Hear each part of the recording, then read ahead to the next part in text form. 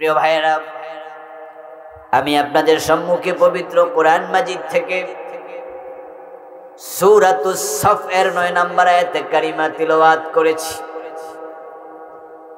প্রিয় নবীজি সাল্লাল্লাহু আলাইহি ওয়াসাল্লামের পবিত্র মুখ অনুসৃত একখানা ছোট্ট হাদিসে নববী পাঠ করেছি। আল্লাহ তাআলা তৌফিক দান করলে এখান থেকে কিছু কথা বলবো ইনশাআল্লাহ। কথায় প্রবেশের আগে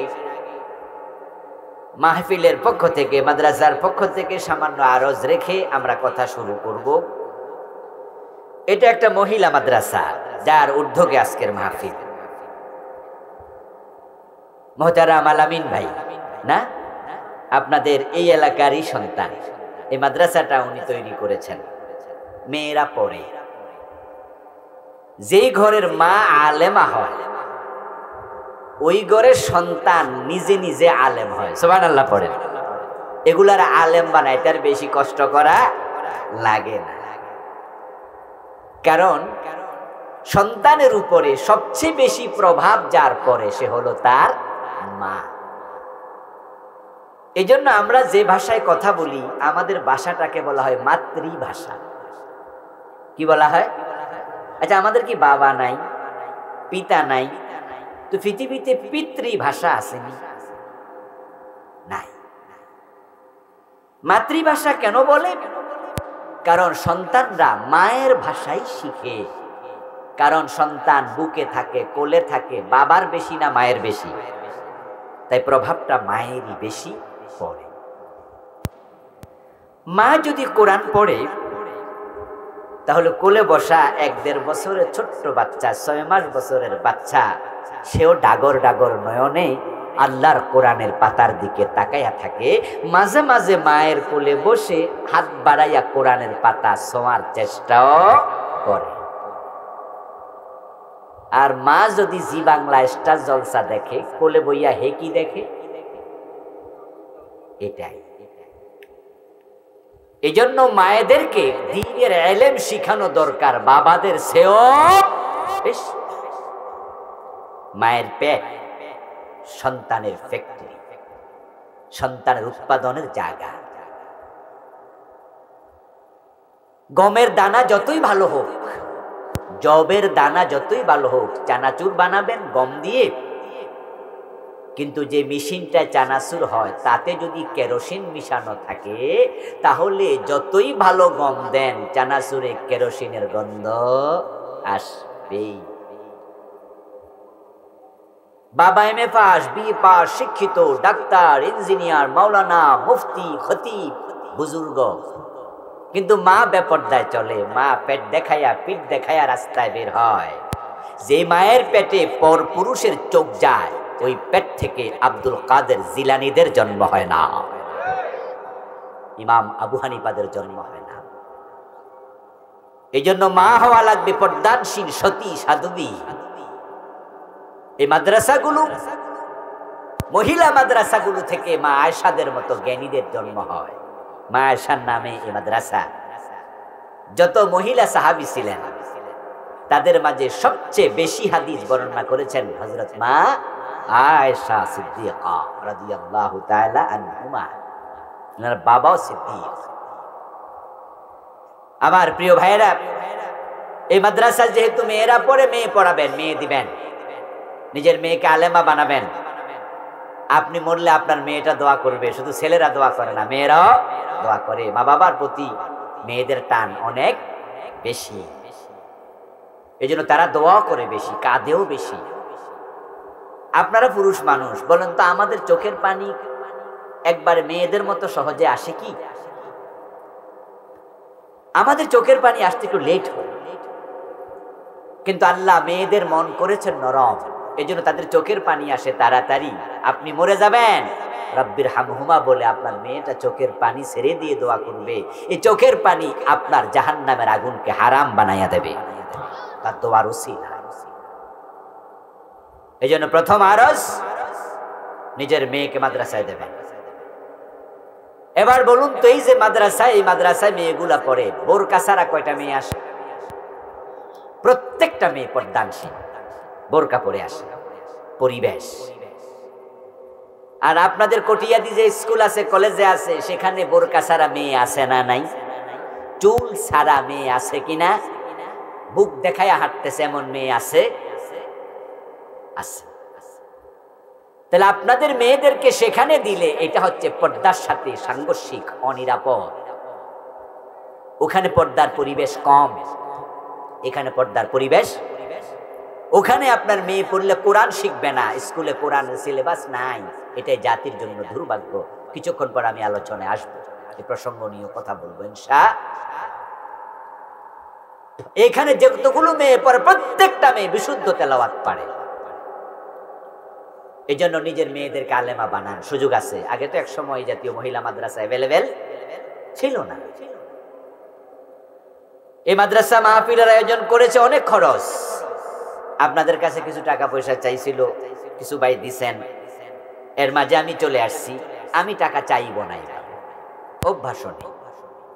কিন্তু কিছু বাচ্চা ভিতরে ঢুকবে, কয়েকজন ভাই ঢুকবে। এই ভালো কাজে যদি আপনি 100 টাকা দেন, 50 টাকা দেন, 500 দেন, আপনার সম্পদে কি ঘাটতি হয়ে যাবে? খুবই অভাবে পড়ে যাবেন? 10 মিলে করি কাজ, হার জিতে নাহি লাজ। 10-এর লাঠি 1-এর বোঝা। আমি পকেটে হাত দেব, এই মাহফিলকে সহযোগিতা করতে চাই। আপনারাও করবেন, মাদ্রাসা সহযোগিতা করবেন। আমার সাথে আপনিও হাত দেবেন। 10 টাকা হলো, 5 টাকা হলো দেবেন। রাজি আছেন তো ভাইয়েরা? আমরা এটা করে আলোচনা শুরু করবো ইনশাআল্লাহ। মেহরবানি করে একটু পকেটে হাত দেন, যে যা পারে। মেহরবানি করে একটু সহযোগিতা করুন তাদের জন্য, যে যা পারে। জি, রুমাল অথবা কি কি আছে আপনাদের? এই যে, হ্যাঁ, আপনারা দিতে থাকেন, দিতে থাকেন, আর উনারা নিতে থাকুক। টাকাটা হাতে রাখেন, আর আমরা আলোচনা শুরু করে দেই। কি আলোচনা শুরু করব? তাহলে ডিস্টার্ব হবে না, আলোচনাও চলুক, উনাদের কালেকশনও চলুক। কিন্তু মুখে মেহরবানি করে কোনো কথা বলবেন না। এই যে কথা শুরু হয়েছে, কথা বলবেন না, যান হাঁটেন আপনারা। আর যারা টাকা তুলতেছেন তারা টাকা নিয়ে কই যাবেন? স্টেজে। হ্যাঁ, টাকা নিয়ে। আমি জানি না সবাই এখানে ওদের লোক কিনা, ওনাদের লোকদের বাহিরে 2-4 জন আছে, 1-2 জন উঠছে। আপনারা মেহরবানি করে টাকাটা লইয়া একবারে হাইটা হাইটা এদিকে চলে আসবেন। আমরা আলোচনা শুরু করছি। আমার প্রিয় ভাই, আল্লাহ তাআলা সূরাতুস সাফের 9 নম্বর আয়াতে প্রিয় নবীজি মুহাম্মদুর রাসূলুল্লাহ সাল্লাল্লাহু আলাইহি ওয়াসাল্লামকে পৃথিবীতে কেন পাঠিয়েছেন সে প্রসঙ্গে কথা বলেছেন। রাসূলুল্লাহ সাল্লাল্লাহু আলাইহি ওয়াসাল্লামের জীবনের মিশন কি ছিল, ভিশন কি, লক্ষ্য কি, এই হলো সূরাতুস সাফের 9 নম্বর আয়াতের প্রতিপাদ্য। আপনাদেরকে একটি প্রশ্ন করব, যারা জবাব জানেন একটু জবাব দেন। রাসূলুল্লাহর জীবনের লক্ষ্য কি উম্মতের জানার প্রয়োজন আছে না নাই? রাসূলকে অনুসরণ করা নফল না ফরজ? যাকে মানা ফরজ তার ব্যাপারে জানাও ফরজ। আমার বন্ধু, প্রিয় নবীকে অনুসরণ করতে হলে তাকে জানতে হবে।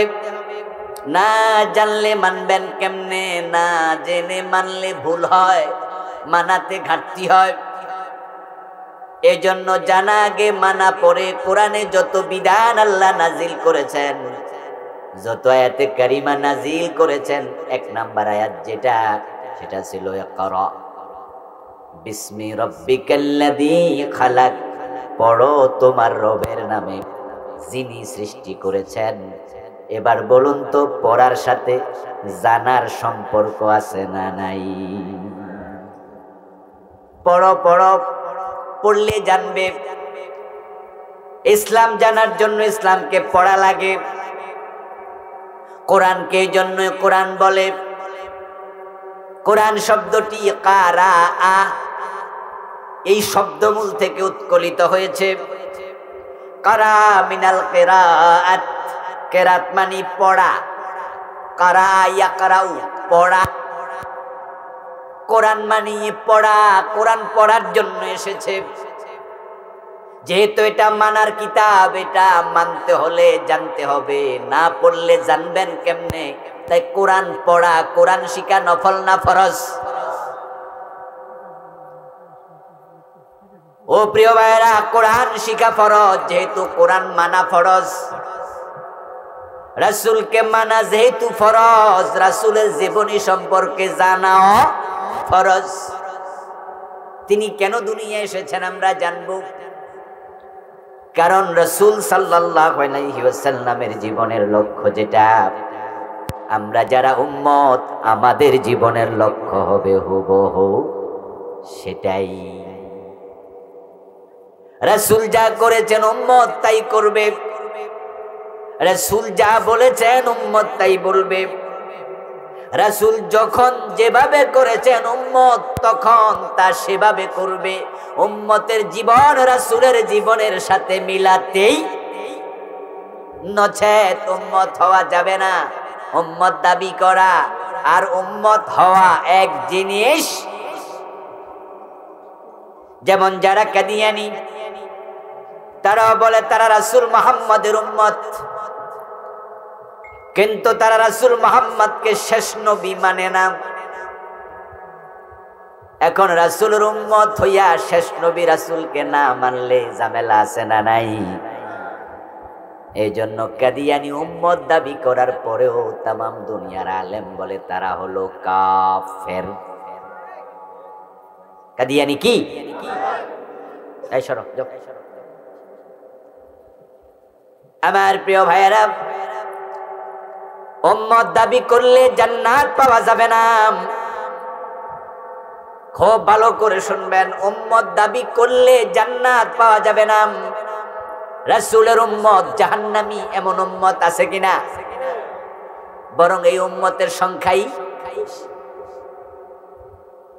প্রিয় নবীজি সাল্লাল্লাহু আলাইহি ওয়াসাল্লাম এটাই বলেছেন। তিনি বলেছেন আমার উম্মত হবে ৭৩ দল, তার মাঝে জাহান্নামী হবে ৭২ দল, জান্নাতি হবে মাত্র ১ দল।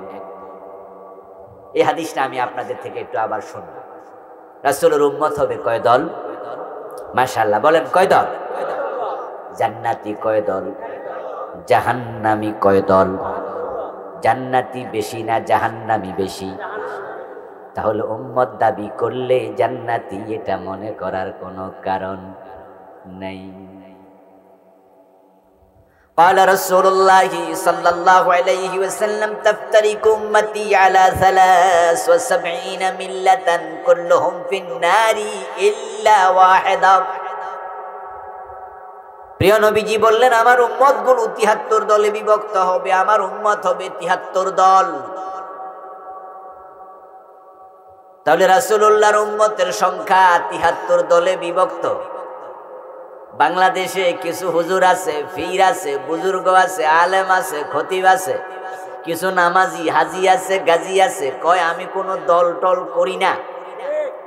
এমন সুবিধাবাদী আছে না নাই? রাসূলের উম্মত কয় দল? তো উনি যে দল করে না উম্মতের ভিতরে আসেনি, কি বিপদ!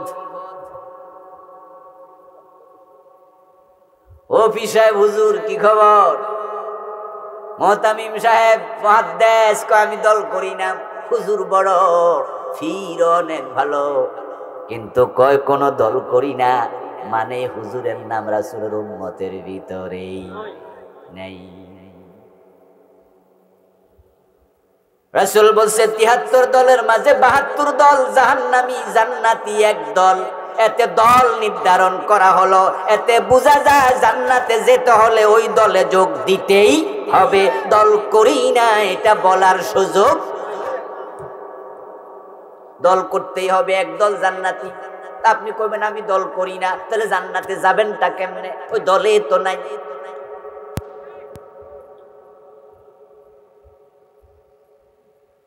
যখন মানুষ মারা যায় কবরে দেওয়ার সময় একটা দোয়া আছে, দোয়াটা হলো বিসমিল্লাহি ওয়া আলা মিল্লাতি রাসূলিল্লাহ। এই দোয়া আপনাদের এলাকায় আসেনি? আচ্ছা আছে, হাদিসে তো আছে, সবাই মানি আমরা। বাংলা অর্থ কি? বিসমিল্লাহি আল্লাহর নামে, ও আলা মিল্লাতি রাসূলিল্লাহ, রাসূলের দলে। ও মোরালাস, ও মোরালাস, তোমারে আমরা আল্লাহর নামে রাসূলের দলে তুলে দিলাম। এখন যে হুজুর কইছে উনি কোনো দল করে না, হেরে এই দোয়া ফইরা কেমনে তুলবেন? এ দোয়া তো তার জন্য চলবে না। দলবিহীন হুজুর, পীর, বুজুর্গ, নামাজির জন্য আলাদা দোয়া বানানো লাগবে। এখন আপনারা বলবেন যে হুজুর আলাদা দোয়া কেমনে বানাবো?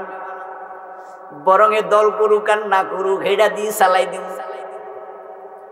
এখন তারে কবরে রাখার সময় পড়লেন বিসমিল্লাহি ওয়া আলা মিল্লাতি রাসূলিল্লাহ, আল্লাহর নামে তোমাকে রাসূলের দলে তুলে দিলাম। বলুন তো এই লোকটা নিজে গেছে না পাবলিকে তুলে দিছে? তো যে জীবিত থাকতে রাসূলের দলে গেলই না, মরালাস রাসূল নেবেন কেন? রাসূল কি ঠেকায় পড়ছে? জান্নাতে যেতে হলে রাসূলের দলে আসা দরকার আছে না নাই? আমরা রাসূলের দলের লোক, সুবহানাল্লাহ। আমরা বলি না যে আমরা দল করি না, আমরা দল করি। প্রিয় নবীজি যখন বললেন আমার একদল উম্মত জান্নাতি হবে, কোন একজন সাহাবী দাঁড়ায় গেলেন। কিলা ইয়া রাসূলুল্লাহি ওয়া মাহি, দাঁড়ায় বললেন হে আল্লাহর নবী, একটা দল জান্নাতি, সে দল কোনটা আমি জানতে চাই, আমি চিনতে চাই। আমার রাসূল তখন বললেন মা আনা আলাইহি ওয়া আসহাবি, জান্নাতি দল হলো আমি নবী মুহাম্মদ যে ওহীর উপরে প্রতিষ্ঠিত, আমার সাহাবারা যার উপরে প্রতিষ্ঠিত। মা আনা আলাইহি, আমি যার উপরে আছি। আমি নবী যেই ওহী মানি, আমার সাহাবারা যেই ওহী মানে, ওহী মানি কোরআন, ওহী মানি হাদিস। নাকি ওহী দুই প্রকার। কোরআনকে বলা হয় ওহিয়ে মাতলু, হাদিসকে বলা হয় ওহিয়ে গায়রে মাতলু। কোরআন যেমন আল্লাহ নাজিল করছে, হাদিসও আল্লাহ নাজিল করছে। তবে কোরআন নামাজে পড়া হয়, হাদিস নামাজের ভিতরে পড়া হয় না তেলাওয়াত হিসাবে। এই জন্য হাদিসকে বলে গায়রে মাতলু। আপনি ভাববেন না রাসূলুল্লাহ হাদিস বানায়া বলছে, রাসূল বানায়া কোনো কথা বলেন নাই। রাসূল যা বলেছেন সব আল্লাহর পাঠানো ওহী। তার দলিল হলো কোরআন।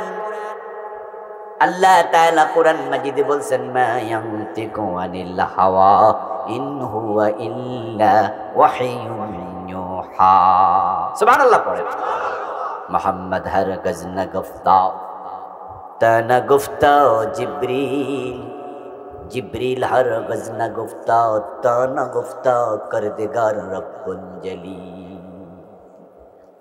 আল্লাহ বলে আমার নবী মুহাম্মদ দ্বীনের ব্যাপারে কোনো কথা বলে না যতক্ষণ না জিব্রিল উনার কাছে যায়, ওহী নিয়ে পাঠাই। আর জিব্রিল নিজেও কোনো কথা বলে না যতক্ষণ আল্লাহ না পাঠায়। আমার প্রিয় নবী সাল্লাল্লাহু আলাইহি ওয়াসাল্লামকে সাহাবারা বললেন দলটা কোনটা জান্নাতি? রাসূল বলেন আমি নবী আমার সাহাবারা যার উপরে আছি, যদি জান্নাতে যেতে চাও ওহীওয়ালাদের দলে তোমাকেও যেতেই হবে।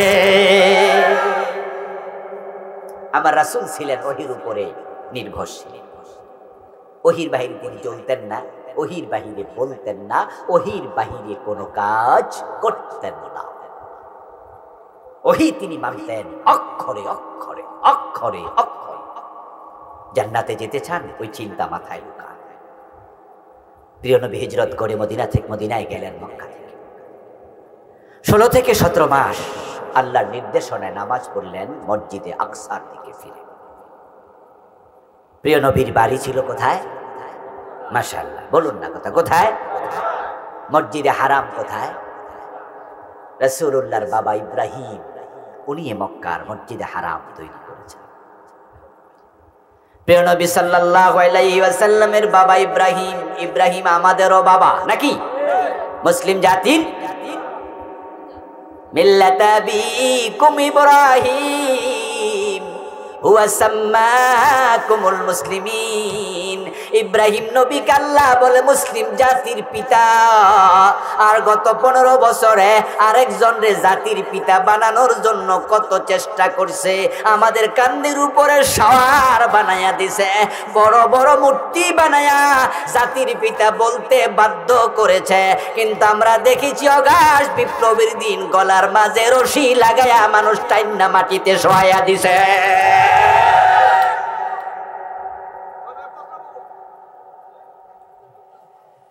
গলার মাঝে রশি লাগায়া মূর্তিগুলা টাইন্না মাটিতে নামাইছে।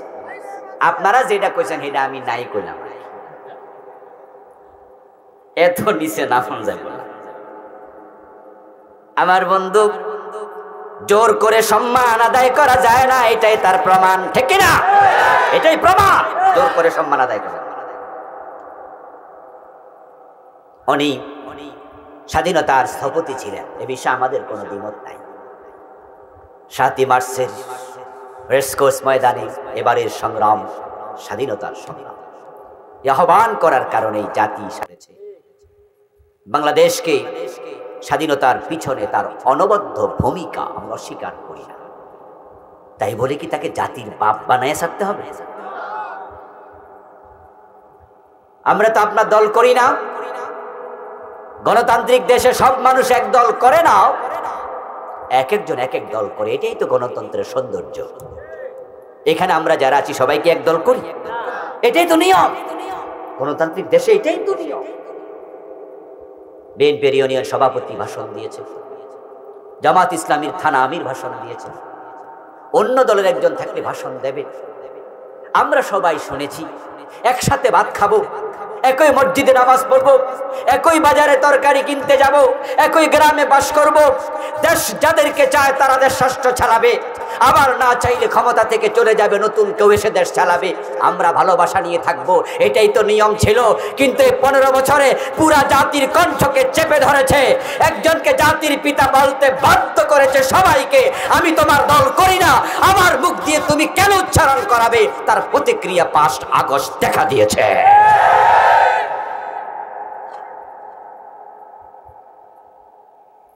ডক্টর মোহাম্মদ ইউনূসকে সাংবাদিকরা প্রশ্ন করে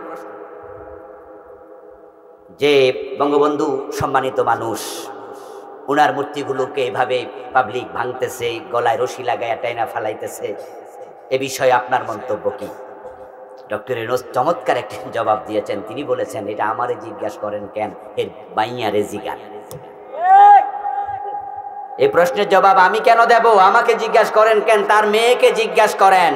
নিশ্চয় তার মেয়ে এমন কোন অন্যায় করছে যেটার অ্যাকশন বাপের উপরে যাচ্ছে।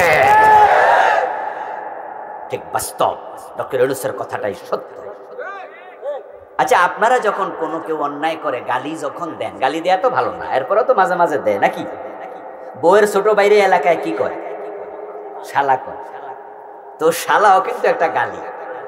আচ্ছা, যখন আমরা কারোর অন্যায় করলে কই গালি দিয়া কই, তখন কি কই? শালার ফুট। গালিটা কি বেড়ার উপরে গেছে না এর বাপের উপরে? দেখছেন, অন্যায় করলো কেডা, গালি খাইলো। বুঝেন নাই? আমরা বলি এই অমুকের বাচ্চা, বলি না এই গাদার বাচ্চা।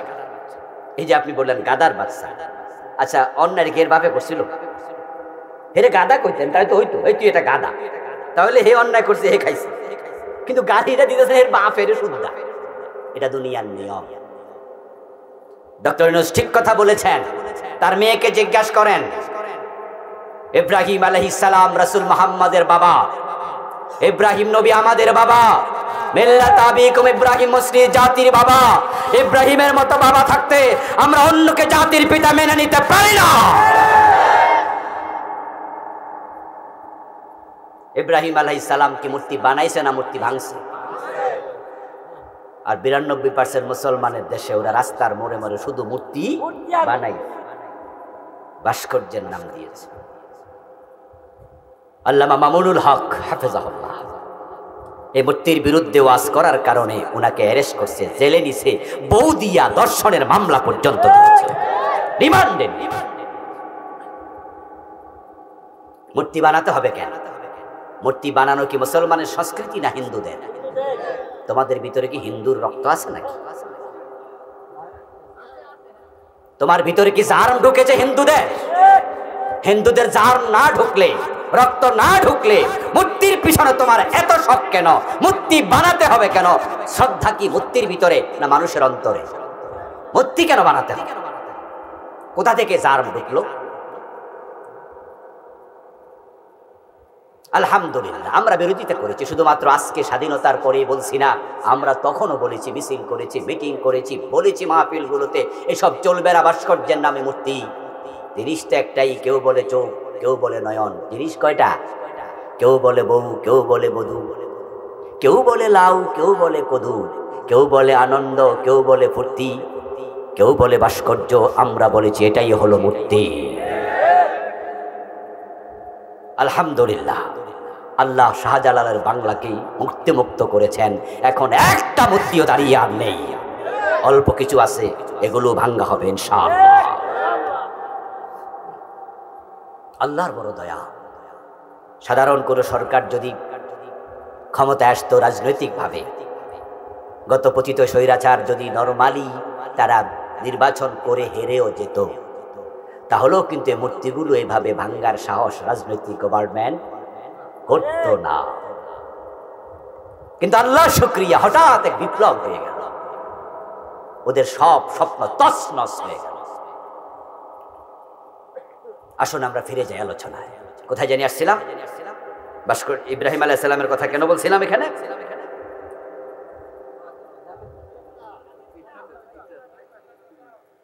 ও, বাইতুল মাকদাসের দিকে ফিরে রাসূল 17 মাস নামাজ পড়লেন, কিন্তু অন্তরে টান কাবার দিকে।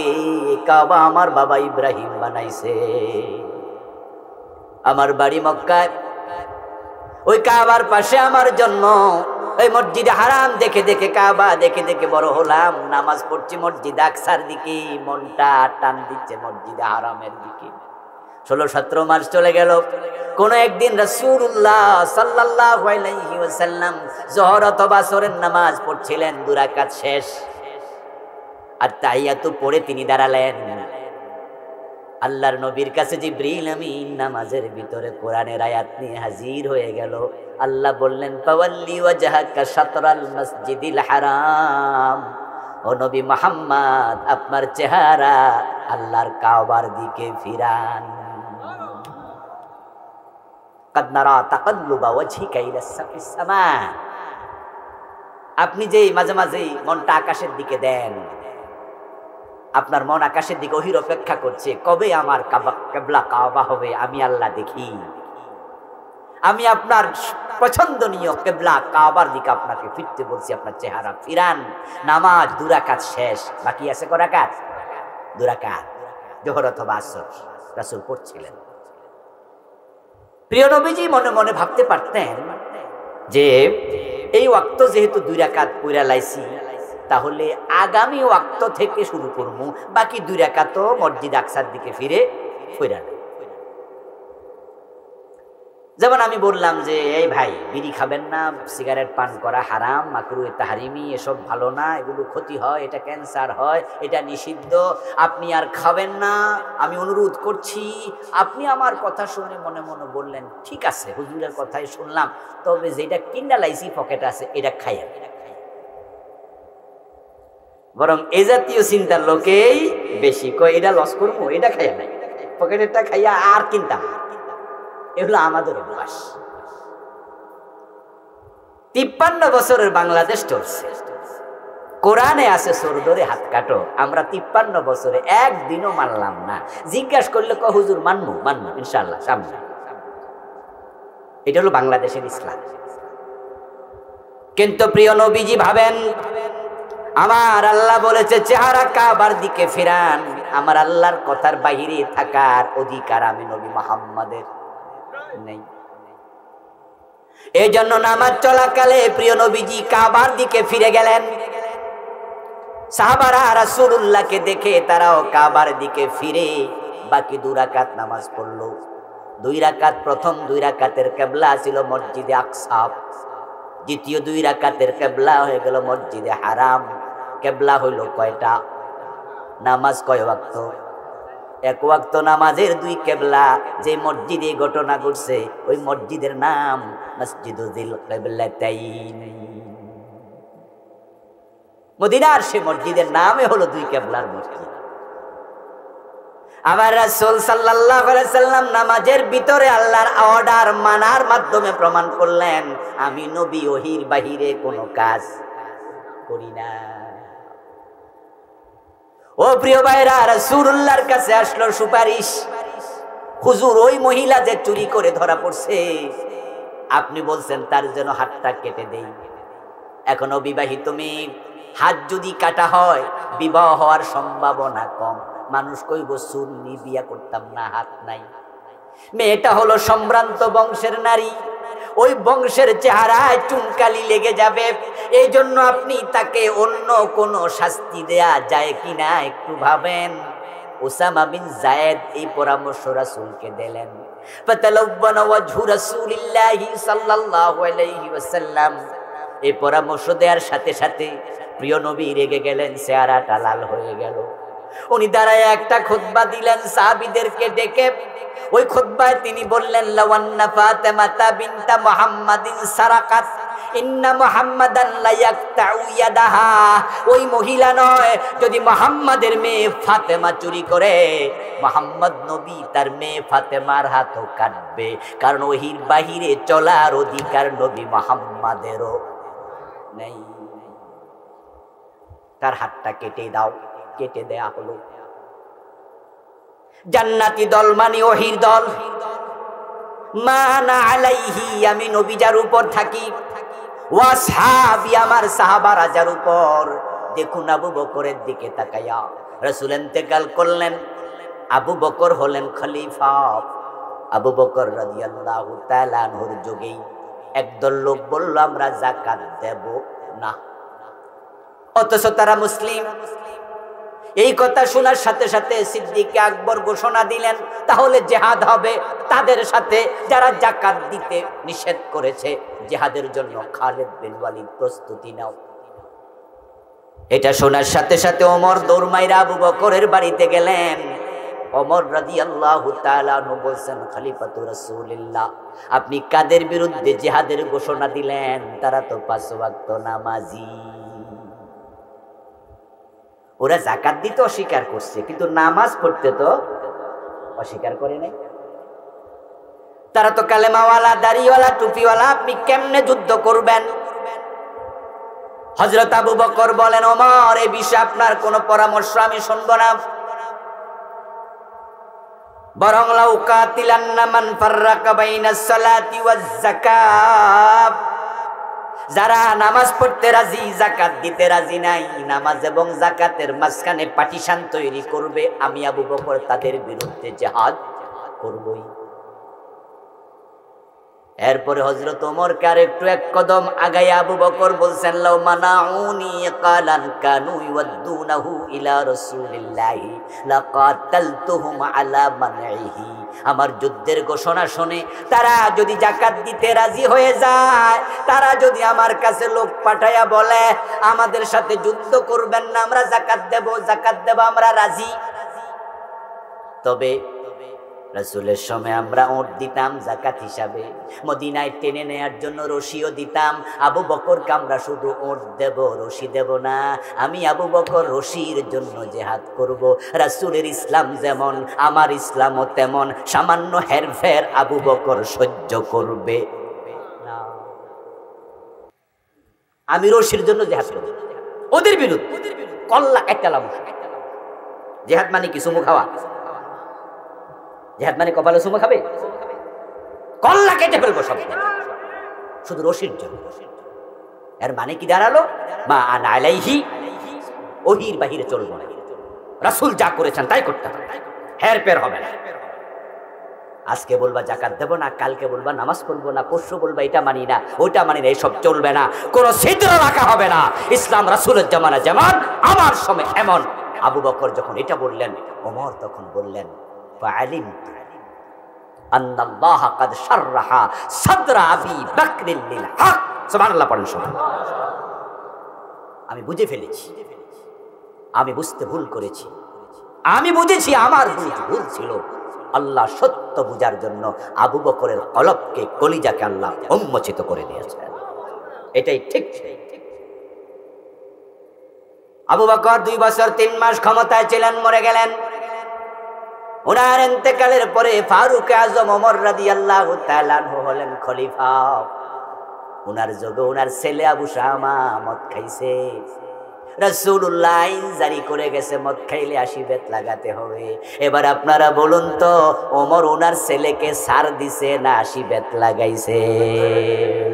এতে বোঝা যায় ওহির উপরে সাহাবারাও কায়েম ছিল, তাই সব সাহাবা জান্নাতি। এবার যদি জান্নাতি দলে যোগ দিতে চান, কোরআন হাদিসের আইনের কাছে আসা দরকার আছে না নাই? বলুন তো আমার প্রিয় ভাইয়েরা, 53 বছরের বাংলাদেশ এই আল্লাহর কোরআন রাসূলের হাদিসের আইনে চলে না ব্রিটিশ আইনে চলে? এখন আমরা না 92% মুসলমান, তো ব্রিটিশের আইনে বাংলাদেশ চলবে কেন? যারা বাংলাদেশে হিন্দু আছে তারা বলল, হিন্দু ভাইরা তোমরা কি কোরআনের আইন মানবা? কয় না, আমরা মানি বেদ, গীতা, মহাভারত, উপনিষদ, রামায়ণ। ও খ্রিস্টানেরা তোমরা কি কোরআনের আইন মানবা? তারা কয় না, আমরা ইনজিল মানি। ইহুদিরা তোমরা কি মানবা? তারা বলে না, আমরা তাওরাত মানি। বৌদ্ধরা তোমরা কি কোরআনের আইন মানবা? তারা বলে না, আমরা ত্রিপিটক মানি। ও মুসলমান তোমরা কি কোরআনের আইন মানবা? আপনি বলেন না, আমিও ব্রিটিশ সংবিধান, বাংলাদেশের সংবিধান মানি। তাহলে হিন্দু, বৌদ্ধ আর খ্রিস্টানের মাঝে আর তোমার মতো নবী মুহাম্মদের নাম কাওয়াস্তে উম্মতের মাঝে কোনো পার্থক্য নেই। এই 53টা বছর বাংলাদেশ চলছে এই ব্রিটিশ আইনে। কোরআনে আছে চোর ধরে হাত কাটো, ডক্টর কামাল মিয়ার নেতৃত্বে লেখা এই সংবিধানে আছে চোর ধরে জেলে দাও। আল্লাহ বলছে জেনা করলে 100 বেত লাগাতে হবে অবিবাহিত লোক, বিবাহিত হলে পাথর মারতে হবে। আর ওরা লেখছে না, ছেলে মেয়ে যদি রাজি হইয়া করে তাহলে কিচ্ছু অসুবিধা। আমাদের দেশের আইন মিউচুয়াল সেক্স কোনো বিচার নাই।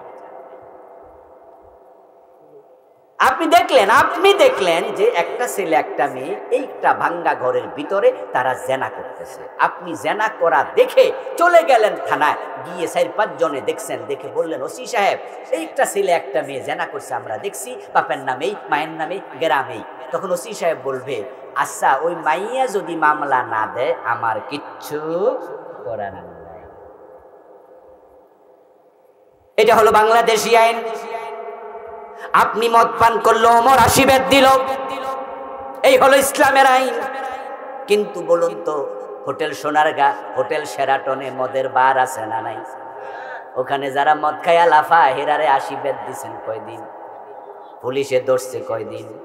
তাহলে এই দেশে মদের বারে গিয়া মদ খাইলে কোনো বিচারই নাই, অথচ রাসূলের আইন 80 বেত দিতে হবে। আপনি রাসূলের আইনের বাহিরে পুরা জীবন চালায়া মনে মনে ভাবছেন আপনিও নাকি জান্নাতি হবেন। জান্নাত বুঝিয়া তো মাগনা। রাসূলের জীবনের লক্ষ্য কি এটা জানতেই হবে। রাসূলকে মানা যদি ফরজ হয়, জানাও।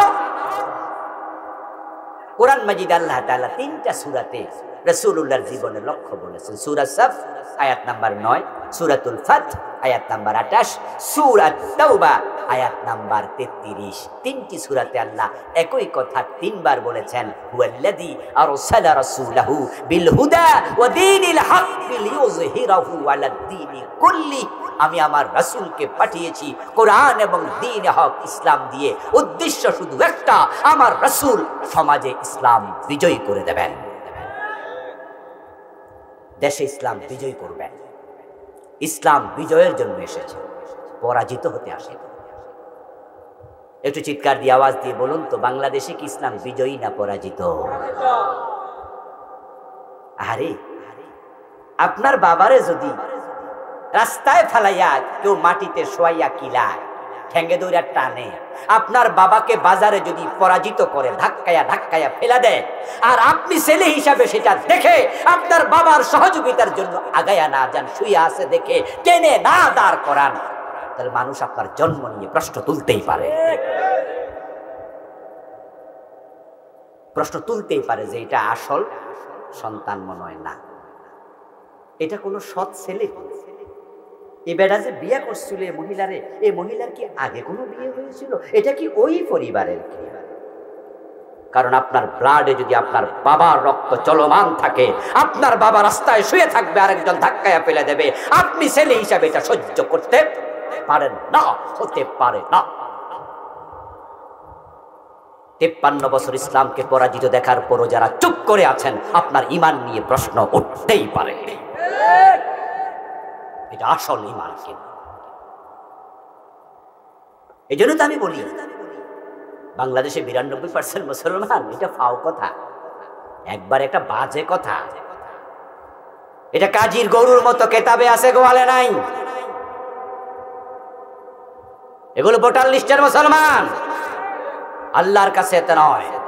এই যে সাদা কাগজ, বোঝার জন্য উদাহরণ দেই, বুঝতে সহজ হবে। এখানে যদি আমি লিখি বোয়াকার বা নরসিকান্নি, উচ্চারণ কি হবে? কিন্তু কাগজটা ভিজবে। যদি লিখি সরাইয়া গরু সুগার বুদন্তান্ন, উচ্চারণ কি হবে? কাগজটা কি পুড়বে? কেন? আসল আগুনও নাই, আসল পানিও নাই, শুধু লেখায় আছে। আসল আগুন হলে পুড়ে যেত, আসল পানি হলে ভিজে যেত। 92% মুসলমান আসল মুসলমান হলে কত আগে কোরআন সংসদ ভবনে চলে যেত। আরে এত লাগে না, 51% মুসলমান হলে 92% লাগে না। প্রিয় নবীজি সাল্লাল্লাহু আলাইহি ওয়াসাল্লাম দিনের বিজয়ের জন্য এসেছেন। এবার বলুন তো, যে আল্লাহ নবীকে দিন বিজয়ের দায়িত্ব দিলেন, ওই দায়িত্বটা এখন আমাদের গায়ে আছে না নাই? প্রিয় নবী বলছেন, আল ইসলামু ইয়াদু ওয়া লা ইউলা, ইসলাম বিজয়ী হতে আসছে, ইসলাম পরাজিত হতে আসে নাই। এজন্যই তো মক্কায় যখন কাফেররা প্রিয় নবীজিকে প্রস্তাব দিল, তারা বলল যে ভাতিজা, তুমি 1 মাস আমাদের ধর্ম মানো, আর 1 মাস আমরা তোমার ধর্ম মানব। আচ্ছা, এমন একটা প্রস্তাবের কথা কি আপনারা শুনছিলেন? তো এগুলো হুজুররা থেকে শুনছেন। হ্যাঁ, এগুলো সত্য কথা। সূরা কাফিরুন নাজিল হওয়ার শানে নজুল পড়লে পাবেন। প্রিয় নবীজি তাদের প্রস্তাবে হ্যাঁ বলেননি, চুপ ছিলেন, দেখে আমার আল্লাহ কি বলেন। আল্লাহর হাবিব হ্যাঁ কিভাবে বলেন? কারণ রাসূলের ধর্ম ইসলাম, তারা যেই মাস মানবে ওই মাস তো ইসলাম বিজয়ী অবস্থায় থাকলো, কিন্তু পরের মাস যখন রাসূল তাদের ধর্ম মানা শুরু করবে, ওই মাস ইসলাম কি বিজয়ী থাকবে না পরাজিত? অথচ ইসলাম তো পরাজিত হতে আসেই নাই। প্রিয় নবীজি মানেন নাই, চুপ করে থাকলেন। আল্লাহ তাআলা সূরা কাফিরুন নাজিল করে বললেন, কুল ইয়া আইয়ুহাল কাফিরুন লা আ'বুদু মা তা'বুদুন। বলতে বলতে শেষ আয়াত, লাকুম দীনুকুম ওয়ালিয়া দীন। তোমার ধর্ম তোমাদের, আমার ধর্ম আমার, এটা আলাদা। দুটাকে খেসুরি বানানো যাবে না, একসাথ করা যাবে না। মক্কায় আল্লাহর হাবিব সাল্লাল্লাহু আলাইহি ওয়াসাল্লাম 13টা বছর চেষ্টা করলেন, কিন্তু ইসলামকে তিনি বিজয়ী করতে পারেন নাই। অথচ কোরআনের সূরা মক্কাতে নাজিল হয়েছে সবচেয়ে বেশি। কোরআনের সূরা হলো মোট 114, তার মাঝে মদিনায় নাজিল হলো মাত্র 28টা, আর 86টা নাজিল হয়েছে মক্কায়। 86। আল্লাহর হাবিবের যে 4 জন বড় বড় খলিফা সাহাবী, খলিফা আবু বকর, ওমর, উসমান, আলী, 4 জনের জন্মস্থান কই? কিরে ভাইরা, কথা বলবেন না? কোথায়? 10 জন বড় বড় সাহাবী জান্নাতি, আবু বকর, ওমর, উসমান, আলী, তালহা, জুবাইর, সাদ বিন আবি ওয়াক্কাস, সাইদ বিন যায়েদ, আব্দুর রহমান ইবনে আউফ, আবু উবাইদা ইবনুল জাররাহ রাদিয়াল্লাহু তাআলা আনহুম আজমাইন। এই বড় বড় 10 জন আশারা মুবাশশারা সবগুলোর বাড়ি হলো মক্কায়। কোরআন নাজিল হলো বেশি মক্কায়, সূরা বেশি। 4 সাহাবী খলিফার বাড়ি মক্কায়, 10 জন আশারা মুবাশশারার বাড়ি মক্কায়। রাসূলের নবুয়ত 23 বছর, তার মাঝে 13 বছর। কিন্তু ইসলাম বিজয় হয়েছে কোথায়? মাশাআল্লাহ, ভালোই তো জানেন, দেখি জানা ভালো, জানতে হবে। 13 বছর মক্কায়, কিন্তু ইসলাম বিজয় মক্কায় হয় নাই। কারণটা কি? এত কিছু মক্কায়, ইসলাম বিজয় মদিনায়। এই কারণটা বুঝলে বাংলাদেশ ইসলাম বিজয় হবে ইনশাআল্লাহ। এটা বুঝতে হবে, বুঝে অনেক ঘাটতি। ইসলাম মক্কায় বিজয়ী না হওয়ার কারণ, মক্কায় যে সংসদ ভবন ছিল তার নাম ছিল দারুন নাদওয়া। ওই সংসদ ভবনে আবু জেহেলরা রাসূলুল্লাহকে আল্লাহর কোরআন নিয়ে ঢুকতে দেয় নাই। কোরআনের সূরা বেশি নাজিল হলে কি হবে, কিন্তু সংসদে তো ঢুকতে পারে নাই। বাংলাদেশে 30 পারা কোরআন আছে, মাদ্রাসা আছে, মসজিদে আছে, এটা সংসদ ভবনে আইন হিসাবে ঢোকে নাই, যার কারণে বাংলাদেশ ইসলাম বিজয় হতে পারে না।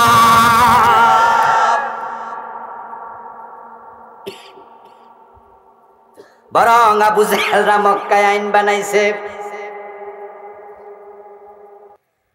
আমি রশির জন্য জিহাদ করব, ওদের বিরুদ্ধে কল্লা কাটালাম। জিহাদ মানে কি সুমু খাওয়া?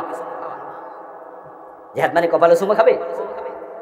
কল্লা কেটে ফেলবো সব, শুধু রশির জন্য। এর মানে কি দাঁড়ালো? মা আনা আলাইহি, ওহির বাহিরে চলবো না, রাসূল যা করেছেন তাই করতে হবে, হেরফের হবে না। আজকে বলবা জাকাত দেব না, কালকে বলবা নামাজ পড়বো না, পরশু বলবা এটা মানি না, ওইটা মানি না, এইসব চলবে না, কোনো ছিদ্র রাখা হবে না। ইসলাম রাসূলের জামানা যেমন, আমার সময় এমন। আবু বকর যখন এটা বললেন, ওমর তখন বললেন ফাআলিমতু আন্নাল্লাহ ক্বাদ শাররাহা সাদরা আবি বকরিল লিল হক। সুবহানাল্লাহ পড়েন। আমি বুঝে ফেলেছি, আমি বুঝতে ভুল করেছি, আমি বুঝেছি আমার ভুল ছিল। আল্লাহ সত্য বুঝার জন্য আবু বকরের কলবকে, কলিজাকে আল্লাহ উন্মোচিত করে দিয়েছেন। এটাই ঠিক। আবু বকর 2 বছর 3 মাস ক্ষমতায় ছিলেন, মরে গেলেন। ওনার ইন্তেকালের পরে ফারুক আজম ওমর রাদিয়াল্লাহু তাআলা আনহু হলেন খলিফা। ওনার যুগে ওনার ছেলে আবু শামা মদ খাইছে। রাসূলুল্লাহ আইন জারি করে গেছে, মদ খাইলে 80 বেত লাগাতে হবে। এবার আপনারা বলুন তো, ওমর ওনার ছেলেকে ছাড় দিছে না 80 বেত লাগাইছে? এতে বোঝা যায় ওহির উপরে সাহাবারাও কায়েম ছিল, তাই সব সাহাবা জান্নাতি। এবার যদি জান্নাতি দলে যোগ দিতে চান, কোরআন হাদিসের আইনের কাছে আসা দরকার আছে না নাই? বলুন তো আমার প্রিয় ভাইয়েরা, 53 বছরের বাংলাদেশ এই আল্লাহর কোরআন রাসূলের হাদিসের আইনে চলে না ব্রিটিশ আইনে চলে? এখন আমরা না 92% মুসলমান, তো ব্রিটিশের আইনে বাংলাদেশ চলবে কেন? যারা বাংলাদেশে হিন্দু আছে তারা বলল, হিন্দু ভাইরা তোমরা কি কোরআনের আইন মানবা? কয় না, আমরা মানি বেদ, গীতা, মহাভারত, উপনিষদ, রামায়ণ। ও খ্রিস্টানেরা তোমরা কি কোরআনের আইন মানবা? তারা কয় না, আমরা ইনজিল মানি। ইহুদিরা তোমরা কি মানবা? তারা বলে না, আমরা তাওরাত মানি। বৌদ্ধরা তোমরা কি কোরআনের আইন মানবা? তারা বলে না, আমরা ত্রিপিটক মানি। ও মুসলমান তোমরা কি কোরআনের আইন মানবা? আপনি বলেন না, আমিও ব্রিটিশ সংবিধান, বাংলাদেশের সংবিধান মানি। তাহলে হিন্দু, বৌদ্ধ আর খ্রিস্টানের মাঝে আর তোমার মতো নবী মুহাম্মদের নাম কাওয়াস্তে উম্মতের মাঝে কোনো পার্থক্য নেই। এই 53টা বছর বাংলাদেশ চলছে এই ব্রিটিশ আইনে। কোরআনে আছে চোর ধরে হাত কাটো, ডক্টর কামাল মিয়ার নেতৃত্বে লেখা এই সংবিধানে আছে চোর ধরে জেলে দাও। আল্লাহ বলছে জেনা করলে 100 বেত লাগাতে হবে, অবিবাহিত লোক। বিবাহিত হলে পাথর মারতে হবে। আর ওরা লেখছে না, ছেলে মেয়ে যদি রাজি হইয়া করে তাহলে কিচ্ছু অসুবিধা। আমাদের দেশের আইন মিউচুয়াল সেক্স কোনো বিচার নাই। আপনি দেখলেন যে একটা ছেলে একটা মেয়ে এইটা ভাঙ্গা ঘরের ভিতরে তারা জেনা করতেছে। আপনি জেনা করা দেখে চলে গেলেন থানায়, গিয়ে 4-5 জনে দেখছেন, দেখে বললেন, ওসি সাহেব এইটা ছেলে একটা মেয়ে জেনা করছে, আমরা দেখছি, বাপের নামেই, মায়ের নামেই, গ্রামেই। তখন ওসি সাহেব বলবে, আচ্ছা ওই মাইয়া যদি মামলা না দেয় আমার কিচ্ছু করার নাই। এটা হলো বাংলাদেশি আইন। আপনি মদ পান করলো, ওমর 80 বেত দিল, এই হলো ইসলামের আইন। কিন্তু বলুন তো, হোটেল সোনারগাঁ, হোটেল শেরাটনে মদের বার আছে না নাই? ওখানে যারা মদ খায়া লাফা হেরারে 80 বেত দিচ্ছেন কয়দিন? পুলিশে ধরছে কয়দিন। তাহলে এই দেশে মদের বারে গিয়া মদ খাইলে কোনো বিচারই নাই, অথচ রাসূলের আইন আশীর্বাদ দিতে হবে। আপনি রাসূলের আইনের বাহিরে পুরা জীবন চালাইয়া মনে মনে ভাবছেন আপনিও নাকি জান্নাতি হবেন। জান্নাত বুঝিয়া তো মাগনা। রাসূলের জীবনের লক্ষ্য কি এটা জানতেই হবে। রাসূলকে মানা যদি ফরজ হয়, জানাও। কোরআন মাজিদ আল্লাহ তাআলা 3টা সূরাতে রাসূলুল্লাহর জীবনের লক্ষ্য বলেছেন। সূরা সাফ আয়াত নাম্বার 9, সূরাতুল ফাত আয়াত নাম্বার 28, সূরা তাওবা আয়াত নাম্বার 33। 3টি সূরাতে আল্লাহ একই কথা 3 বার বলেছেন, হুয়াল্লাযী আরসালা রাসূলাহু বিল হুদা ওয়া দীনিল হাক্কি লিইয়ুযহিরাহু আলাদ দীনি কুল্লি। আমি আমার রাসূলকে পাঠিয়েছি কোরআন এবং দ্বীন হক ইসলাম দিয়ে। উদ্দেশ্য শুধু একটা, আমার রাসূল সমাজে ইসলাম বিজয়ী করে দেবেন, দেশে ইসলাম বিজয়ী করবেন। ইসলাম বিজয়ের জন্য এসেছে, পরাজিত হতে আসে। একটু চিৎকার দিয়ে আওয়াজ দিয়ে বলুন তো, বাংলাদেশে কি ইসলাম বিজয়ী না পরাজিত? আরে আপনার বাবারে যদি রাস্তায় ফেলাইয়া কেউ মাটিতে শোয়াইয়া কিলায়, ঠেঙ্গে দৌড়া টানে, আপনার বাবাকে বাজারে যদি পরাজিত করে ধাক্কায়া ফেলা দেয়, আর আপনি ছেলে হিসাবে সেটা দেখে আপনার বাবার সহযোগিতার জন্য আগায়া না যান, শুয়ে আছে দেখে টেনে না দাঁড় করান, তাহলে মানুষ আপনার জন্ম নিয়ে প্রশ্ন তুলতেই পারে। প্রশ্ন তুলতেই পারে যে এটা আসল সন্তান মনে হয় না, এটা কোনো সৎ ছেলে। এই বেটা যে বিয়ে করছিল এই মহিলারে, এই মহিলার কি আগে কোনো বিয়ে হয়েছিল? এটা কি ওই পরিবারের? কারণ আপনার ব্লাডে যদি আপনার বাবার রক্ত চলমান থাকে, আপনার বাবা রাস্তায় শুয়ে থাকবে, আরেকজন ধাক্কায় ফেলে দেবে, আপনি ছেলে হিসাবে এটা সহ্য করতে পারেন না, হতে পারে না। 53 বছর ইসলামকে পরাজিত দেখার পরও যারা চুপ করে আছেন, আপনার ঈমান নিয়ে প্রশ্ন উঠতেই পারে, এটা আসল ঈমান কিনা। এই জন্য তো আমি বলি বাংলাদেশে 92% মুসলমান, এটা ফাও কথা, একবার একটা বাজে কথা। এটা কাজীর গরুর মতো কেতাবে আছে, গোয়ালে নাই। এগুলো ভোটার লিস্টের মুসলমান, আল্লাহর কাছে এত নয়। এই যে সাদা কাগজ, বোঝার জন্য উদাহরণ দেই, বুঝতে সহজ হবে। এখানে যদি আমি লিখি বোয়াকার বা নরসিকান্নি, উচ্চারণ কি হবে? কিন্তু কাগজটা ভিজবে। যদি লিখি সরাইয়া গরু সুগার বুদন্তান্ন, উচ্চারণ কি হবে? কাগজটা কি পুড়বে? কেন? আসল আগুনও নাই, আসল পানিও নাই, শুধু লেখায় আছে। আসল আগুন হলে পুড়ে যেত, আসল পানি হলে ভিজে যেত। 92% মুসলমান আসল মুসলমান হলে কত আগে কোরআন সংসদ ভবনে চলে যেত। আরে এত লাগে না, 51% মুসলমান হলে 92% লাগে না। প্রিয় নবীজি সাল্লাল্লাহু আলাইহি ওয়াসাল্লাম দ্বীনের বিজয়ের জন্য এসেছেন। এবার বলুন তো, যে আল্লাহ নবীকে দ্বীন বিজয়ের দায়িত্ব দিলেন, ওই দায়িত্বটা এখন আমাদের ঘাড়ে আছে না নাই? প্রিয় নবী বলছেন, আল ইসলামু ইয়াদু ওয়া লা ইউলা। ইসলাম বিজয়ী হতে আসছে, ইসলাম পরাজিত হতে আসে নাই। এজন্যই তো মক্কায় যখন কাফেররা প্রিয় নবীজিকে প্রস্তাব দিল, তারা বলল যে ভাতিজা, তুমি 1 মাস আমাদের ধর্ম মানো, আর 1 মাস আমরা তোমার ধর্ম মানব। আচ্ছা, এমন একটা প্রস্তাবের কথা কি আপনারা শুনছিলেন? তো এগুলো হুজুররা থেকে শুনছেন। হ্যাঁ, এগুলো সত্য কথা। সূরা কাফিরুন নাজিল হওয়ার শানে নজুল পড়লে পাবেন।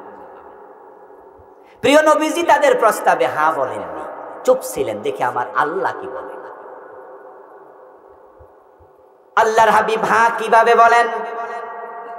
কারণ রাসূলের ধর্ম ইসলাম, তারা যেই মাস মানবে ওই মাস তো ইসলাম বিজয়ী অবস্থায় থাকলো, কিন্তু পরের মাস যখন রাসূল তাদের ধর্ম মানা শুরু করবে, ওই মাস ইসলাম কি বিজয়ী থাকবে না পরাজিত?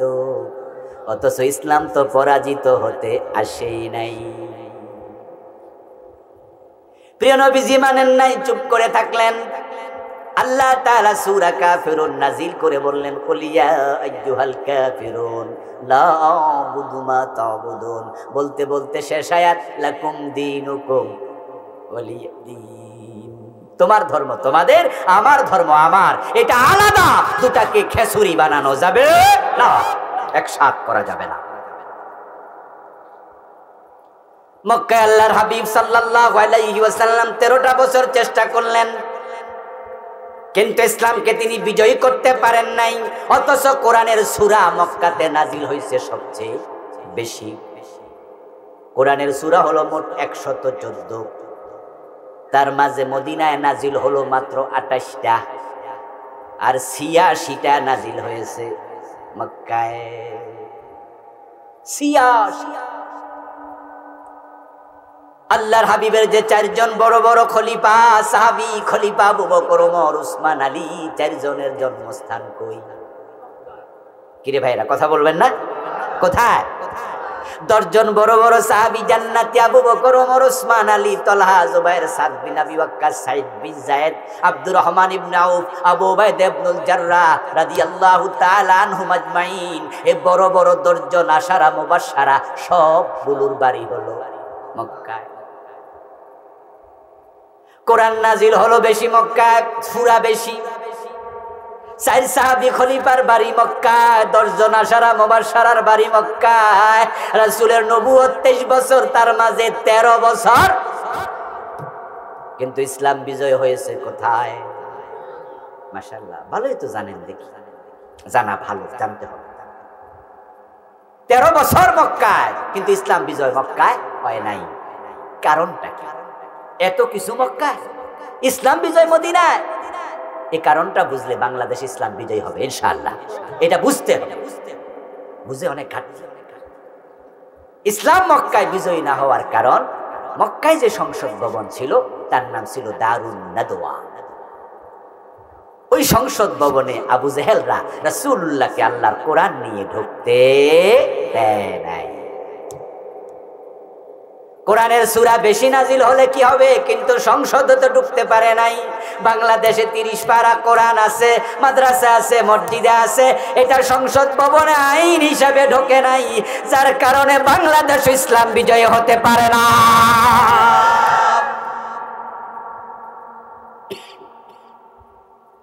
বরং আবু জেহেলরা মক্কায় আইন বানাইছে।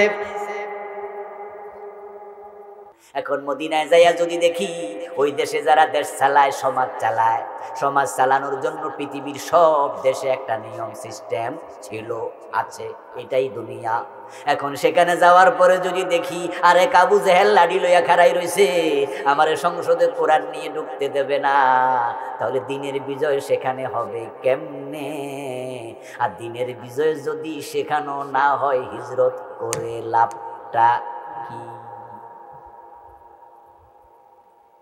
আমার রাসূলের চিন্তা, আল্লাহ তাআলা মনের খবর জানে, সাথে সাথে জিবরিল আমিনকে পাঠায়া কোরআনের আয়াত নাজিল করে দিয়েছে। রব্বি আনজিলনি মুনজালা সিদকিন ওয়া আখরিজনি মুখরাজা সিদকিন ওয়াজআলনি মিন লাদুনকা সুলতানান নাসীরা। ও আল্লাহ, যেখানে যাচ্ছি উত্তম ভাবে যাওয়ার তৌফিক দাও, যেখান থেকে বের হয়েছি উত্তম ভাবে বের হওয়ার তৌফিক দাও, সত্যের মুখোমুখি করে দাও। এবং আমি যেই দেশে যাব, যাওয়ার পর ওয়াজআলনি মিন লাদুনকা সুলতানান নাসীরা, তোমার দিন বিজয়ের জন্য রাষ্ট্র শক্তি দিয়ে আমি নবীকে সাহায্য করো। আল্লাহ আয়াত নাযিল করলেন। প্রিয় নবীজি আল্লাহর কাছে আয়াত পড়ে বারবার দোয়া করতে শুরু করলেন, ওয়াজআলনি মিন লাদুনকা সুলতানান নাসীরা, আল্লাহ আমাকে রাষ্ট্র শক্তি দাও, আমারে ক্ষমতা দাও। রাসূল ক্ষমতা চাইতেছে, ওই আয়াতটা আল্লাহর কোরআনে এখনো আছে না নাই? এখন আমরা হুজুররা ক্ষমতার কথা কইলে আপনারা এখন হুজুর আমনের ক্ষমতা কি দরকার? এবং কোন এলাকার বড় মসজিদের খতিব যদি এলাকার চেয়ারম্যান নির্বাচন করে, উনার সতীর্থ মুসলমানেরা, প্রিয় মুসলমানেরা, বন্ধু বান্ধবেরা যায় কইব যে হুজুর আপনার কি এসব মানা? আমরা আলেম ওলামা মানুষ, এগুলো তো চেয়ারম্যান টেয়ারম্যান হলো বদমাইশ, চোর, গম চোর, আডা চোর, হেরার জন্য, এগুলো হচ্ছে আমনের জন্য না। অথচ রাসূল কয় আমারে আল্লাহ রাষ্ট্র ক্ষমতা দাও। আওয়াজ করে বলুন তো রাসূলকে দোয়া কবুল করে আল্লাহ রাষ্ট্রের প্রেসিডেন্ট বানাইছে কিনা? তো আপনারা বাধা দেন কেন? বরং আপনাদের তো বলা দরকার ছিল, হ্যাঁ গমসোর আটাসোরকে চেয়ারম্যান বানাবো না, এমপি বানাবো না, মন্ত্রী বানাবো না, বরং আমরা নামাজি ভালো মানুষকে বানাবো। তাহলে চুরি হবে না, ডাকাতি হবে না, ন্যায় বিচার হবে। আমরা আবার ঘরের দরজা খুলে ঘুমাবো, ঘরে চোর ঢোকার সম্ভাবনা থাকবে না।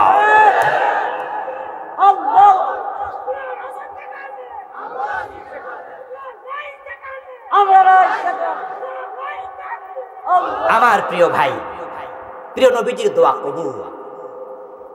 আমি আশ্চর্য হই আয়াত পড়ার সময়, তাফসীর পড়ার সময়, এমন এক লোকে দোয়া করতেছে যেই লোকে পালাচ্ছে তো রাতের বেলা। হিজরত কি দিনে না রাতে? যেন কেউ দেখতে না পায়। হিজরত মানে পলায়ন করা, আত্মগোপন করা, চলে যাওয়া।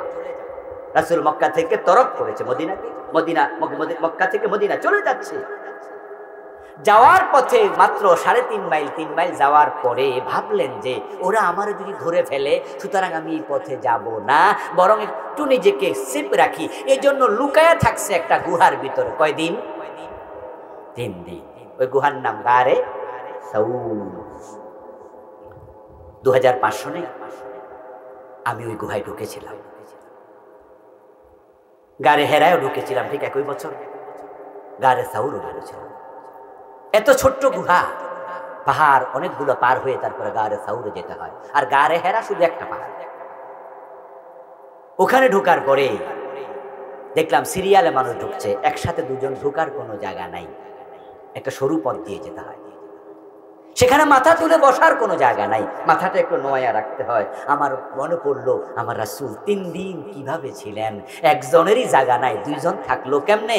মাথা তুলে বসা যায় না, শোয়ারও জায়গা নাই। আমার নবীর ঘাড়ে কতটা ব্যথা হয়ে গিয়েছে। আত্মগোপনে থাকলেন, 3 দিন লুকায়া থাকলেন। এবং কি খাবেন? সাথে কোনো খাবার নাই। রাসূলুল্লাহ সাল্লাল্লাহু আলাইহি ওয়াসাল্লামের আত্মীয় স্বজন, উনার পরিবারের লোক, আবু বকরের বড় মেয়ে আসমা রাদিয়াল্লাহু তাআলা আনহা রাসূলের কাছে কিছু খাবার পাঠাইছে। ওই গুহার মাঝে রাসূল আছেন যাই না, আবু বকর আছে জেনে, তারপরে ছাগলের দুধ পাঠাইছে। আমার রাসূল খেলেন, আবু বকর 3 দিন খেলেন, তারপর রওনা দিলেন মদিনার দিকে। কিন্তু কার বাড়িতে যাইয়া থাকবেন জানে না, পথে কি খাবেন জানে না। যাইয়া নতুন কাপড় পরতে হবে, গায়ের কাপড় চেঞ্জ করে, নতুন কোনো কাপড়ও সাথে নাই, থাকার জায়গা নাই, খাওয়ার খাবার নাই, নতুন কাপড় নাই। ওই দিনহীন লোকটা দোয়া করে, আল্লাহ আমার রাষ্ট্র ক্ষমতা দেও। রাসূল জানে আল্লাহ চাইলে পথের কাঙ্গাল রেও প্রেসিডেন্ট বানাইতে পারে। কুলিল্লাহুম্মা মালিকাল মুলকি তুতিল মুলকা মান তাশা মান তাশা মান তাশা, যাকে তুমি চাও তাকে বানাও। এই যে ডক্টর ইউনূস মিয়া আইসা দেশের প্রধান উপদেষ্টা হয়ে যাবে, কল্পনা করছিল? এই মানুষ স্বপ্নেও ভাবেন। কারণ হলো ওই বেটা গত 2 মাস আগে যখন মামলার হাজিরা দিতে আইছিল, তখন বেড়ারে আদালতে নিয়ে দাঁড় করাইয়া রাখছে, দাঁড় করাইয়া রাখছে। এবং যখন আদালতের বিল্ডিং এ উঠে তখন বিদ্যুতের লাইন বন্ধ করে দিয়েছে, লিফট গেছে টাইম না, পরে হাঁটাইয়া তো। বেটার বয়স কত জানেন?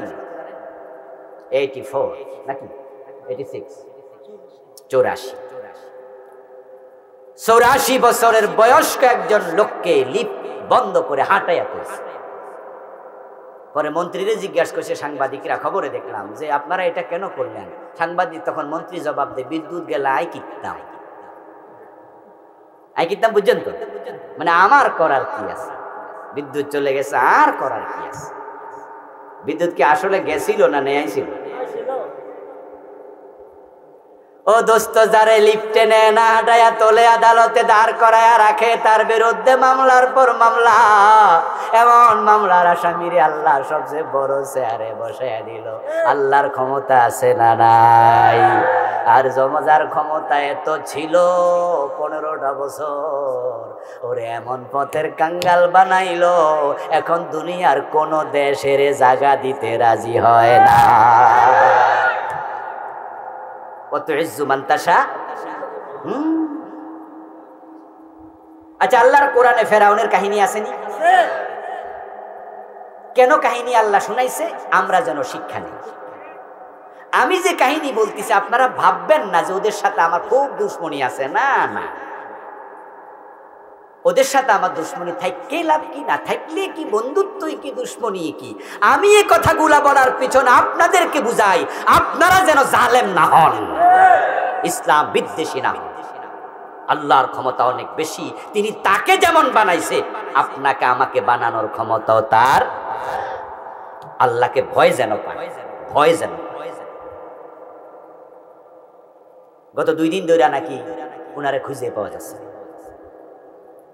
ইন্ডিয়া ছিল, ইন্ডিয়া থেকে দুবাই গেছে, দুবাই ওলারা এয়ারপোর্টে বসাই রাখছে 14 ঘন্টা, তারপরে ফিরাই দিছে, কয় যে না আমরা নিব না।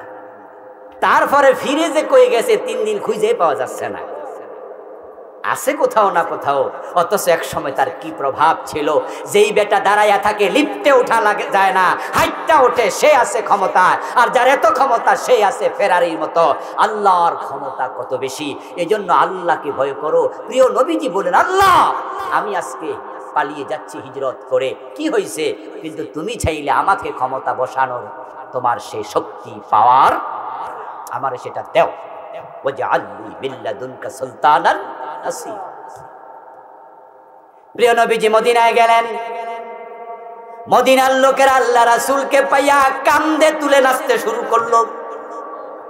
ফোলা মাইয়া, ছোট বড়, বৃদ্ধ আবাল বনিতা সবাই আনন্দ উদ্বেলিত হইয়া গান গাইতে শুরু করলো।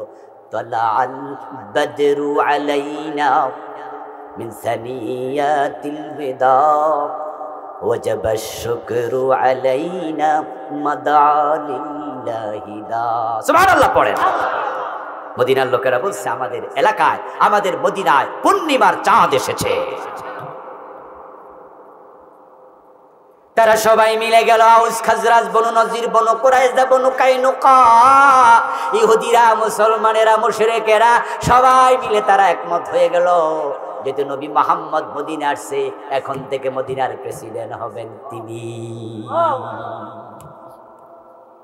আমার রাসূল কোরআন নিয়ে মদিনা সংসদে ঢুকে গেলেন, কোরআন বিজয়ী হয়ে গেল, কোরআনের আইনে সারা দেশ চলল। 10 বছর চালালেন, শান্তির ফলগুদ ধারা প্রবাহিত হলো। চুরি, ডাকাতি, রাহাজানি, চিন্তায়, খুন, ধর্ষণ, অপহরণ, অন্যায়, অনাচার সব বিদায় নিল, সবাই শান্তিতে বসবাস করছে। আল্লাহর হাবিবের ইন্তেকালের পরে আবু বকর সিদ্দিক 2 বছর 3 মাস ক্ষমতা চালালেন। তারপরে হযরত ওমর আসলেন। প্রিয় নবীর ইসলামী রাষ্ট্রের মাত্র 12.5 বছরের মাথায় ওমর ক্ষমতা আসার পরে রোম বিজয়ী হলো, পারস্য বিজয়ী হলো, অর্ধ দুনিয়া ইসলাম ছড়িয়ে পড়লো। হযরত ওমরের অর্ধ দুনিয়ায় এতটা শান্তি প্রতিষ্ঠিত হলো, ওমর অর্ধ দুনিয়ার প্রেসিডেন্ট, গাছতলায় একা একা ঘুমায়, বডিগার্ডের প্রয়োজন আর অরুদ পৃথিবী করেছ শাসন, ধুলার তখ্তে বসে, খেজুর পাতার প্রাসাদ তোমার বারে বারে গেছে খসে। শান্তি বিরাজিত হলো, সমৃদ্ধি আসলো। 53 বছরের বাংলায় এই ধর্মনিরপেক্ষ সংবিধান শান্তি দিতে পারে নাই, নিরাপত্তা দিতে পারে নাই।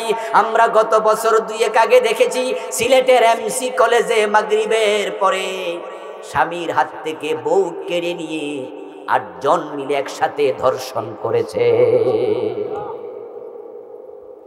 স্বামীর কাছে বউয়ের নিরাপত্তা নাই, বাবার কাছে মেয়ের নিরাপত্তা নাই।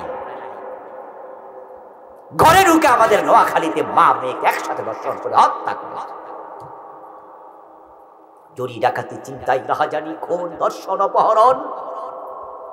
কিন্তু ইসলাম যখন এসেছে ক্ষমতায়, শান্তি চারদিকে, শুধু শান্তি নয়, সমৃদ্ধি। ওমরের জামানায় ইসলাম কায়েম হওয়ার পরে যখন যাকাত ভিত্তিক অর্থনীতি চালু হয়ে গেল, গরিবের বাড়িতে গিয়ে গিয়ে যাকাতের টাকা দেয়া শুরু হয়ে গেল, দরিদ্র আর থাকেনি।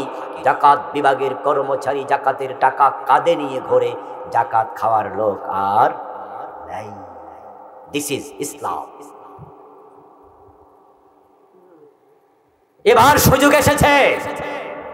বিএনপি, জামাত, জাতীয় পার্টি, আমরা যারা আছি বিরোধী দলে ছিলাম, আমরা সবাই যদি একমত হয়ে যাই যে আমরা কোরআন দিয়ে দেশ চালাতে চাই, বিএনপি আসুক, জামাত আসুক, জাতীয় পার্টি আসুক, যারাই ক্ষমতায় আসে, আমরা এই সংবিধান দিয়ে আর চালাবো না, কোরআন দিয়ে চালাবো।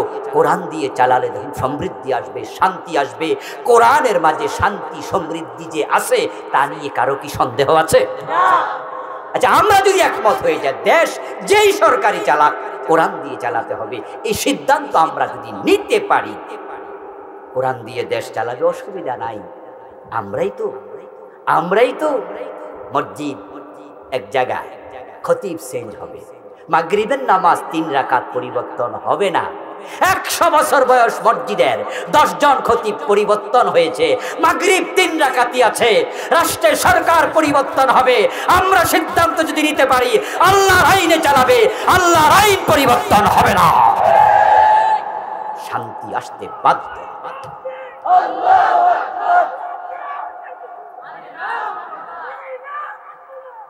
আমার প্রিয় ভাই, কোরআন যদি সমাজে এসে যায় লাভটা কি হবে জানেন? 1 নাম্বার যেটা হবে সেটা হবেই স্কুল, কলেজ, মাদ্রাসা, ইউনিভার্সিটি সব জায়গায় ইসলামী শিক্ষা চালু করা। আল্লাহর প্রথম আদেশ কি ছিল? বলেছি কিন্তু আজকের মাহফিলে, প্রথম আদেশ কি ছিল? ইকরা, পড়ো, কোরআন পড়ো। এতে লাভটা আপনাদের হবে। যারা আজকের মাহফিলে আপনারা এসেছেন, যারা ইংরেজি শিক্ষিত, আপনাদের 1 নাম্বার। আমার ভাইয়ার আজকের মাহফিলে এসে হুজুরদের মাদ্রাসায় দৌড়ায়া, মাহফিলে দৌড়ায়া, মসজিদে জুমার দিন যাইয়া ইমামের পিছনে সামনে দাঁড়ায়া কোরআন হাদিসের ওয়াজ শুনে ইসলাম জানা লাগবে না, বরং প্রাইমারিতে 100 নাম্বার কোরআন ঢুকে যাবে, হাই স্কুলে 100 নাম্বার কোরআন ঢুকে যাবে, ইউনিভার্সিটি কলেজে ঢুকে যাবে। যদি আপনার সিলেবাসে কোরআন হাদিস দেয়, আপনার সন্তান কোরআন হাদিস পড়ে ডাক্তার হবে, ইঞ্জিনিয়ার হবে, সাথে সাথে আবার আলেম হবে, ইউনিভার্সিটি পড়ে প্রফেসর হবে, সিলেবাসে কোরআন হাদিস আছে, সাথে সাথে আলেম হবে। ঘরে ঘরে বাবার জানাজার নামাজের ইমাম তৈরি হয়ে যাবে। সিলেবাসে কোরআন ঢুকায় দিলে হুজুর আনার জন্য আর মসজিদে যাওয়া লাগবে না, আপনার বাবার নামাজের জানাজার ইমাম আপনি হতে পারবেন। কোরআন যখন ক্ষমতা আসবে, যারা গরিব আছেন, অসহায় আছেন, আপনাদের উপকার হবে সবচেয়ে বেশি। ইসলাম ক্ষমতা আসার সাথে সাথে গরিবের তালিকা করা হবে, ধনীদের যাকাত গরিবের বাড়িতে পৌঁছিয়ে দেয়া হবে।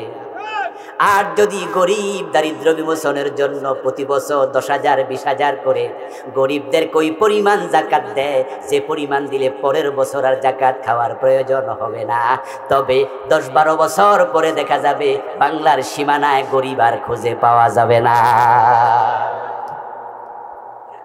ইসলাম যদি ক্ষমতায় আসে, প্রতিটা সেক্টরে এ জাতীয় কল্যাণ আসবে।